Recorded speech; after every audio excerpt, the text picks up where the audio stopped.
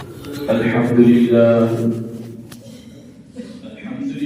نحمده ونستعينه ونستغفره ونؤمن به ونتوكل عليه ونعوذ بالله من شرور أنفسنا ومن سيئات أعمالنا من يهده الله فلا مضل له ومن يضلله فلا هادي له ونشهد أن لا إله إلا الله وحده لا شريك له ونشهد أن سيدنا وسندنا ومولانا محمدا عبده ورسوله أما بعد فقد قال الله تبارك وتعالى في كلامه المجيد والفرقان الحميد فأعوذ بالله من الشيطان الرجيم بسم الله الرحمن الرحيم قد أفلح من تزكى وذكر اسم ربه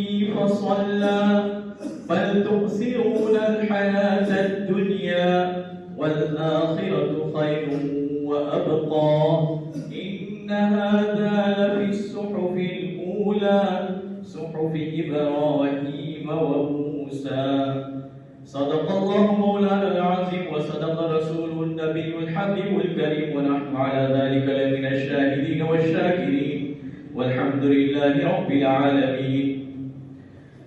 محترم بزرگوں، میرے نوجوان ساتھیوں، آپ کی یہ سرزمین میں نے اپنے بچپن سے دیکھی ہے. علماء اور اولیاء، اصحاب علم و ادب، فضل و کمال کی سرزمین ہے. میرا یہاں بیٹھ کر کچھ کہنا پتہ نہیں کچھ عجیب سا لگ رہا ہے. من عالم کے من دانم. خیر بہرحال اللہ اور اس کے رسول کی نسبت کرتے ہوئے میں دو چار باتیں آپ کے سامنے گوش گزار کر دیتا ہوں. اللہ تعالیٰ عمل کی توفیق عطا فرمائے. اللہ رب العزت نے انسان پر سب سے بڑا احسان یہ فرمایا کہ صراط مستقیم کی رہنمائی فرمائی. اگر اللہ رب العزت کی طرف سے یہ رہنمائی نہ ہوتی تو آدمی اپنی عقل سے اس کو حاصل کر سکتا نہیں تھا. حالانکہ اللہ رب العزت نے انسان کو علم و کمال حاصل کرنے کے آلات دیے ہیں. آنکھ دی، کان دی، دل دیا، دماغ دیا. لیکن کچھ باتیں شریعت کی قبیل سے ایسی ہیں جو انسانی عقل کے دائرے سے باہر ہے، پردے سے ورے ہے. جیسے اللہ رب العزت ہمارا خالق، مالک، پالنہار ہے. اللہ رب العزت نے ہمیں پیدا کیا. اللہ کی ذات اور اس کی صفات کا تصور ہم نہیں کر سکتے. یہاں تک کہ انسان کے جو دو مقام ہیں، آخری جنت اور جہنم، وہاں تک پہنچنے کا جو راستہ ہے اور اس کو سمجھنے کی جو ترکیب ہے، اس میں بھی ہمیں اللہ کی رہنمائی کی ضرورت پڑتی ہے. تو اس لیے نبی اللہ رب العزت نے انبیاء کا سلسلہ قائم کیا اور یہ سلسلہ آخر تک چلتا رہا. آخر میں سید الانبیاء سرور کونین صلی اللہ علیہ وسلم کو مبعوث فرمایا اور اس امت کے لیے اور تمام جہانوں کے لیے آپ کو رحمت بنا کر بھیجا. اب اللہ رب العزت نے یہ جو وحی کا نزول ہے، انبیاء اور رسول کو مبعوث کرنا ہے اور شریعت ہے، یہ سلسلہ جو چلایا، مطلب کہ کتاب اللہ اور اگلی کتابوں کا اور بعثت رسول کا، اس سلسلے کی عام طور پر انسانوں کو قدر نہیں ہے. ہم مسلمانوں کو تو تھوڑی بہت سی قدر ہے، لیکن جب نعمت ہوتی ہے سامنے اس کی قدر نہیں ہوتی. آدمی کے پاس آنکھیں ہیں، کون اس کو یاد کرتا ہے؟ کون اس کا تذکرہ کرتا ہے؟ کوئی نہیں کرتا. ہر کوئی بھول جاتا ہے. جب آنکھ چلی جاتی ہے تو پوری کائنات کا اگر وہ مالک ہے تو وہ دے دینے کو تیار ہے. وہی کسی بھی طرح مجھے بنا ہی چاہیے. تو اس طرح قدر نعمت بعد زوال نعمت اصول ہے، آدمی کی فطرت ہے. تو یہ قدر ہم کو نہیں ہے. لیکن مرنے کے بعد جب باس بعد الموت ہوگا، قیامت قائم ہوگی، جزا سزا کے فیصلے کر دیے جائیں گے، جنتی جنت میں اور جہنمی جہنم میں چل جائیں گے، اس کے بعد ہر انسان کو قدر ہوگی اس چیز کی. جیسے کہ سورہ فرقان میں ہے، کافر کا مقولہ نقل کیا ہے، یا لیتنی اتخذت مع الرسول سبیلا. جہنم میں پہنچنے کے بعد وہ افسوس کرے گا، کاش کہ میں یہ روش اختیار کرتا کہ میں اپنی راہ کو انبیاء کے ساتھ بنا لیتا، انبیاء کی میت اختیار کر لیتا تو مجھے یہ برا دن دیکھنا نہ پڑتا. دنیا میں مجھے بہت بڑی نعمت باری تعالیٰ نے دی تھی، شریعت کی، نبوت کی، وحی کی، میں نے اس کی قدر نہیں کی، جس کے نتیجے میں یہ برا دن دیکھنا پڑا. اسی طرح سورہ مائدہ میں بھی ہے کہ جنت میں جنتی پہنچ جائیں گے اور وہاں مجلس اور محفلیں ہوں گی اور سب طرح کی باتیں ہوگی، تو سارے جنتی متفق ہو کر کہیں گے الحمدللہ الذی ہدانا لہذا وما كنا لنهتدی لولا ان ہدانا اللہ لقد جاءت رسول ربنا بالحق. سارے انبیاء کہیں گے کہ تمام تعریف اللہ کے لیے ہے جس نے ہمیں اس کی طرف رہنمائی کی، جنت کی طرف، کہ اللہ تعالیٰ نے رسولوں کو بھیجا، کتابوں کو بھیجا، شریعت بھیجی، تو ہمیں کیا ہے، اللہ کی رہنمائی سے ہم یہاں تک پہنچے. اور واقعہ یہ ہے کہ لقد جاءت رسول ربنا بالحق، ہمارے رسول جو دین لے کر آئے تھے وہ برحق تھا، جس کے نتیجے میں ہم جنت تک پہنچے ہیں. تو رسولوں کی بعثت کا سلسلہ اللہ تعالیٰ کا انسانوں پر بہت عظیم احسان ہے، جس کو احسان کے طور پر شمار کراتے ہوئے باری تعالیٰ نے فرمایا لقد من اللہ علی المؤمنین اذ بعث فیہم رسولا من انفسہم یتلو علیہم آیاتہ ویزکیہم ویعلمہم الکتاب والحکمہ، کہ ہم نے ایمان والوں پر احسان کیا ہے کہ ہم نے ان کی طرف انہی میں سے رسول بھیجا. تو اس میں ایک ساتھ تین احسانات اللہ نے شمار کرائے. ایک تو رسول کا بھیجنا، دوسرا بڑا احسان انسان رسول کا بھیجنا، اور تیسرا سب سے بڑے رسول کا بھیجنا. یہ تین احسانات اللہ تعالیٰ نے اس ایک آیت میں شمار کرائے. تو نفس بعثت رسول یہ عظیم نعمت ہے، اور پھر اس میں بھی انسانوں میں سے ہی رسول بھیجنا. اگر کسی جن کو رسول بنا کر بھیجتے، فرشتے کو رسول بنا کر بھیجتے، ہم اس کو دیکھتے نہیں، کیسے فائدہ اٹھاتے؟ کسی طوطے کو بنا دیتے، کسی سور کو بنا دیتے، کسی بندر کو بنا دیتے، ظاہر بات ہے ان کی زبان ہم نہیں سمجھ سکتے. کسی شیر کو بناتے تو وہ اگر دہڑتا تو پاخانے خطا ہو جاتے، ہماری استنجا خطا ہو.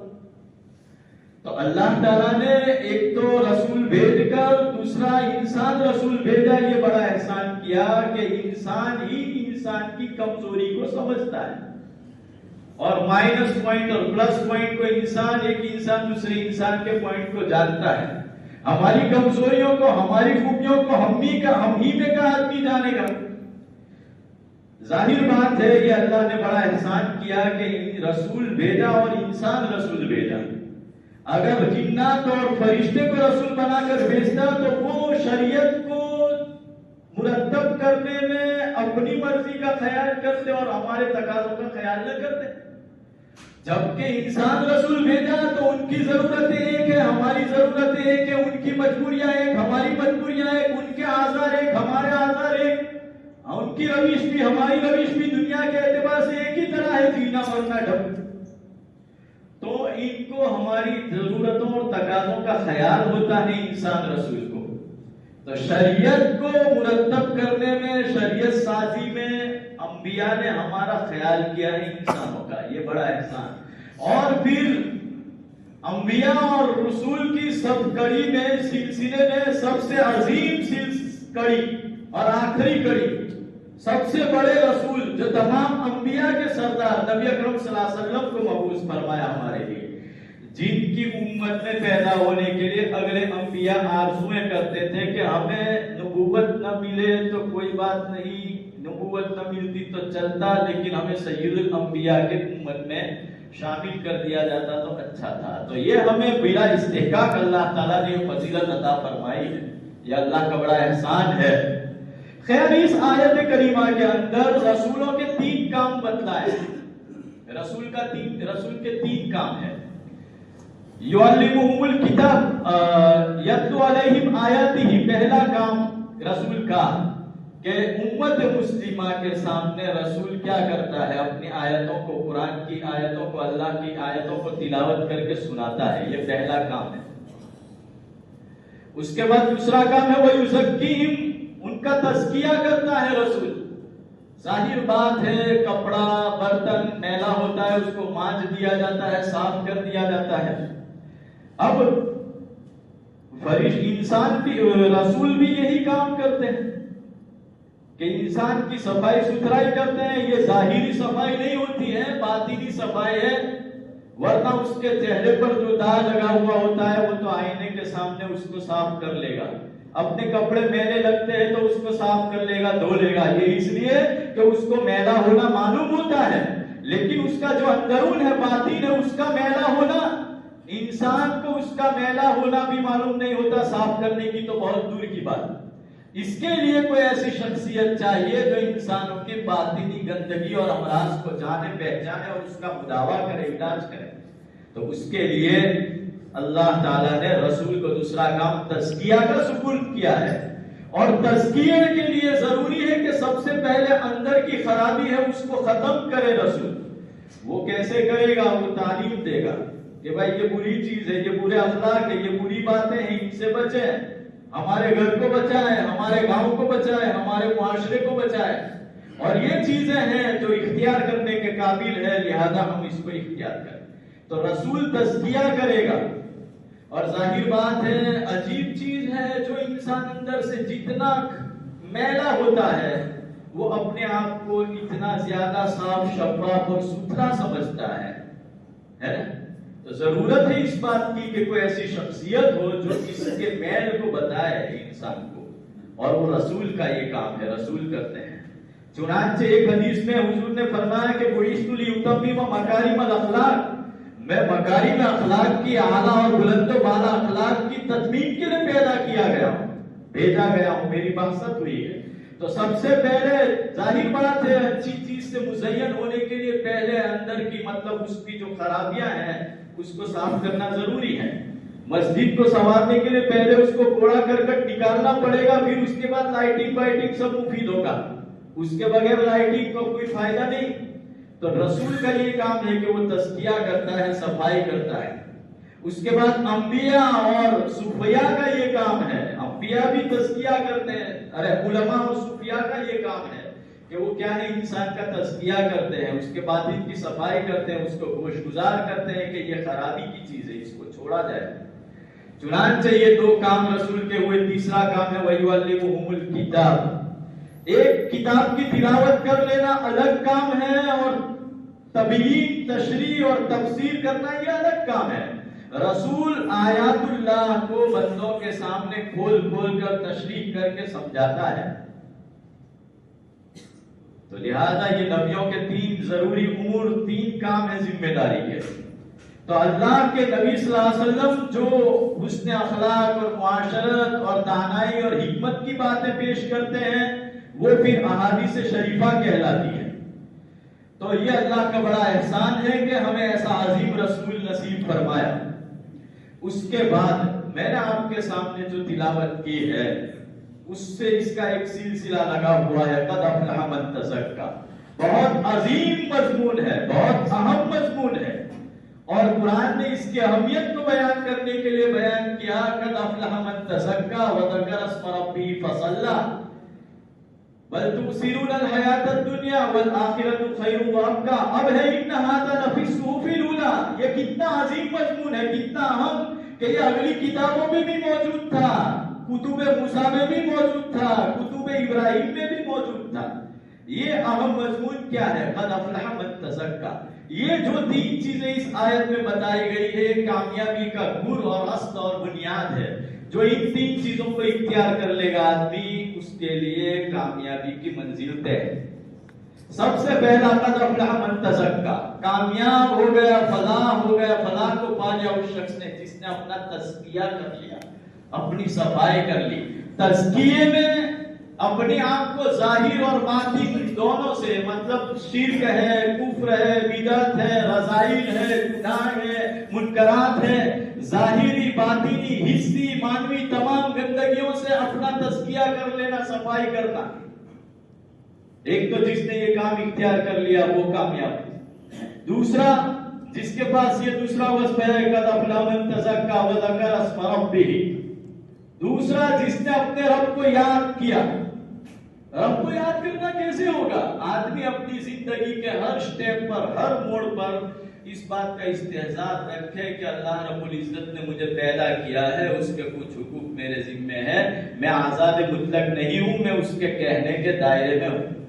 چنانچہ وہ اپنی زندگی میں جائز ناجائز کا فرق کرے، علماء سے پوچھے، اپنی تجارت میں بھی، اپنی زراعت میں بھی، اپنے پڑوسیوں کے سلسلے میں بھی، اپنے رشتہ داروں کے سلسلے میں بھی، فیملی پلاننگ میں بھی جائز ناجائز کا خیال رکھے، پوچھے مسئلہ۔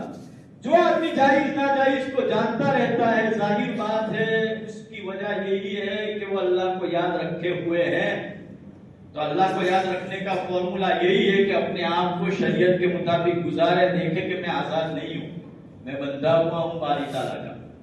اور پھر ہے وذکر اسم ربہ، پھر کیا ہے؟ فصلی، دوسرا کام اللہ کو یاد کرنا، تیسرا کام نماز پڑھنا۔ نماز ایک عظیم نعمت ہے۔ جو آدمی نماز پڑھتا ہے وہ اللہ کو یاد، جب تک نماز میں تب تک تو اللہ کو یاد کرتا ہی ہے، لیکن اس سے بڑھ کر بھی ہے کہ نماز سے پہلے جیسے ہم جمعہ میں حاضر ہوئے، ہمیں 10-11 بجے سے بلکہ فجر سے ہی یہ خیال تھا کہ ہمیں جمعہ کی تیاری کرنی ہے، ہم جموں سر سے چلے آئے ہیں، بھروچ سے چلے آئے ہیں، کیوں بھائی؟ جمعہ پڑھنی ہے۔ تو یہ کیا ہے؟ جمعہ کے لیے یا عام 5 گاہ نمازوں کے لیے اپنے کاموں کو پسو پیش کر دینا، یہ کیا ہے؟ اللہ کو یاد کرنا ہی تو ہے۔ تو نماز سب سے بڑا ذریعہ ہے اللہ کی یادگاری کا۔ چنانچہ جو آدمی نماز پڑھ لیتا ہے پھر اس کے بعد اپنے کاروبار میں لگ جاتا ہے، لیکن اس کے دماغ میں ایک بات ہوتی ہے کہ اثر کے لیے آنا ہے، تو اس کے مطابق اپنے کام کاج کو سیٹ کرتا ہے۔ رات کو سوتا ہے تو جلدی سونے کی فکر کرتا ہے، کیونکہ فجر پھر اگرا پڑتا ہے، فجر میں اگرو پڑت کے اتنے رات ویلا ہوئی جائے۔ سمجھ میں آیا؟ یہ بھی کیا ہے؟ اللہ کی یادگاری میں ہے۔ اسی طرح کوئی آدمی سوتا ہے تو الارم رکھ کے سو جاتا ہے، کسی کو کہہ کر سو جاتا ہے کہ ذرا میں نے اٹھاڑی تھی جو فجر میں، یہ سب اللہ کی یادگاری میں ہے، یہ سب ضائع ہونے والا نہیں ہے، یہ سب نامہ اعمال میں لکھا جائے گا۔ بہرحال نماز ایک عظیم نعمت ہے، اور یہ نماز 2 چیزوں کا فائدہ ہے اس سے۔ ان الصلاۃ تنہی عن الفحشاء والمنکر، 2-3 منٹ لوں گا، معاف کیجیے، مضمون پورا ہو جائے۔ نماز بے حیائی اور نامعقول کاموں سے روکتی ہے، خلاف شریعت امور سے روکتی ہے۔ ایک فائدہ تو یہ، بعض لوگ اشکال کر دیتے کہ ہم تو دیکھتے ہیں نمازی نماز پڑھتا ہے اور پھر پتہ نہیں فحش کاموں میں بھی لگتا ہے، گناہ بھی کرتا ہے۔ یہ ہم ایک چیز کا فرق نہ سمجھنے کی وجہ سے اشکال ہوتا ہے۔ اللہ تعالیٰ نے فرمایا ینہا، روکتی ہے، روک دیتی ہے، ایسا نہیں کہا۔ روک دیتی ہے تو پھر اس کا مطلب تو یہ ہوگا کہ اس سے وہ ہوئے نہیں، جیسے پولیس نے روک دیا تو اب آگے آ ہی نہیں سکتا ہے۔ روکتی ہے، یہ ایسا ہے جیسے باپ اپنے بیٹے کو برے کاموں سے روکتا ہے، منع کرتا ہے، لیکن بیٹا رکتا نہیں ہے، وہی چلا جاتا ہے واپس۔ تو نماز تو روکتی ہے لیکن ہم رکتے نہیں ہیں۔ دوسری بات، اس کا تم کو جب تجزیہ کرنا ہے تو 2 آدمی کے دل لو، ایک ہے نمازی ایک بے نمازی، برابر، اور دونوں یکساں گناہ میں ملوث ہو، اور دونوں کے قلب کو لیبوریٹری میں بھیج دو اور تجزیہ کرو۔ اگر ایسی لیبوریٹری نہیں ہے تو آپ تجزیہ کر لیں کہ جو نمازی ہوگا اگر گناہ کرتا ہوگا تو اس کو رونا ضرور آتا ہوگا، اس کا دل ملامت کرے گا اس پر۔ یہی تو ہے نماز روکتی ہے، اس کا اثر اس کے دل میں ہے۔ اور جو بے نمازی ہے کچھ بھی نہیں، پہاڑ سر پہ آ جائے تو جیسے مکھی بیٹھی، گناہ کیا تو اڑا دی، کوئی مطلب نہیں ہے اس کو۔ تو یہ نماز کیا ہے؟ بے حیائی سے روکتی ہے۔ اور دوسرا فائدہ حضرت موسیٰ کو باری تعالیٰ نے فرمایا اقیم الصلاۃ لذکری، یہ پہلے فائدے سے بھی بڑا فائدہ ہے۔ حضرت موسیٰ کو فرمایا کہ میری یادگاری کے لیے نماز پڑھ، یا نماز پڑھ میری یاد کے لیے اگر تم نماز پڑھے گا. اب نماز کا جہاں حکم ہے وہ اقامت صلاۃ ہے، حد الصلاۃ صلی صلاۃ نہیں ہے. اقامت صلاۃ کس کو کہتے ہیں وہ آپ جانتے ہیں، مستقل طلب وقت چاہیے اس کے لیے. نماز کو تمام ارکان کو آداب، رعایت، مستحبات وغیرہ کی رعایت کرتے ہوئے پڑھنا، اس کو اقامت صلاۃ کہتے ہیں، اپنے وقت پر پڑھنا، یہ سب چیزیں. تو حضرت موسیٰ کو عرض کیا کہ میری یادگاری کے لیے نماز پڑھ. مطلب یہ ہوا کہ جو آدمی نماز پڑھتا ہے وہ اللہ کو یاد کرتا ہے، اس کو یہ فائدہ حاصل ہوتا ہے کہ ہر دم اس کو اللہ کی یادگاری رہتی ہے. تو نماز کے دو بڑے فائدے. اس کے بعد اسی آیت میں اس سے سٹا ایک مضمون دوسرا بیان کر دیا گیا ہے کہ قد افلح من تزکا وذکر اسم ربہ فصلی. پھر کہا یہ دوسرا مضمون بل تؤثرون الحیاۃ الدنیا، تم تو دنیاوی زندگی کو ترجیح دیتے ہو، تم تو آخرت سے زیادہ محنت کس کی کرتے ہو؟ دنیا کی. حالانکہ دنیا تو فنائیت داری ہونے والی ہے، کیسا بھی گھر بنا دو 5-10 سال میں مینٹیننس آ ہی جائے گا. یہ دنیا کی حقیقت ہے. کتنی ہی جوانی ہو، 5-10 سال جوانی کے گزرنے کے بعد پھر شروع یہ دوا لو وہ دوا لو. تو تم تو جو آخرت ہے اس کے لیے تو توجہ ہے نہیں. تو مطلب یہ ہے کہ زیادہ تر ہمارا فکر اور مرکز توجہ آخرت ہونی چاہیے. دنیا بھی کمانی ہے، کوئی ذرا بغیر دنیا کے جی کے دکھا دے، پیسے کے بغیر جی کے دکھا دے. دنیا میں آئے ہیں اس کی ضرورت پڑے گی، لیکن اس سے زیادہ ضرورت ہمیں آخرت کی فکر کی ہے. اللہ تعالیٰ میں کئی سنی بات پر ہماری توفیق عطا فرمائے.